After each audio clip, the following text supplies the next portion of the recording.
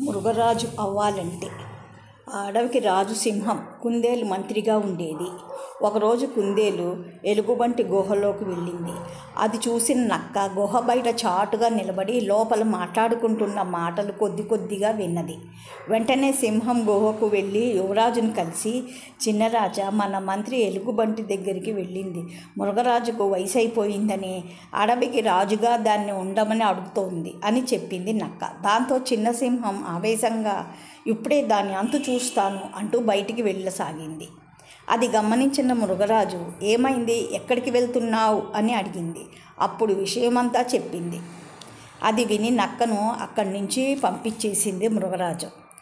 ఇంత ఆవేశం మంచిది కాదు. ఎలుగునకు కలవమని నేనే కుందేలుని పంపించాను. ఆరోగ్యం సహకరించక పనులన్నీ చేయలేకపోతున్నాను. పాలనా బాధ్యతలు కొన్ని రోజులు ఎలుగుకి ఇవ్వాలనుకుంటున్నాను. నీకు ఆ పని అప్పగించాల్సింది. కానీ నీ ఆలోచన విధానంలో ఇంకా మార్పు రావాలి.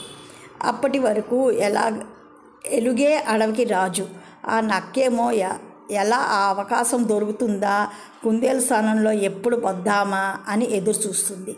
నీకు చెప్తే తన పని అవుతుందని దొరికిన అవకాశాన్ని వాడుకుంది. మనం ఏదైనా పని చేస్తున్నప్పుడు ఎవరికి నచ్చిన సలహాలు వాళ్ళు ఇస్తూ ఉంటారు.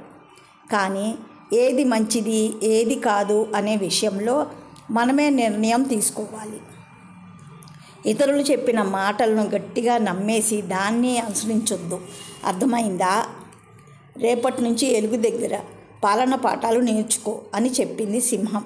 క్షమించండి నాన్న, మీరు చెప్పినట్లుగానే నేర్చుకుంటాను. మంచి రాజు అనిపించుకుంటాను అంది యువరాజు.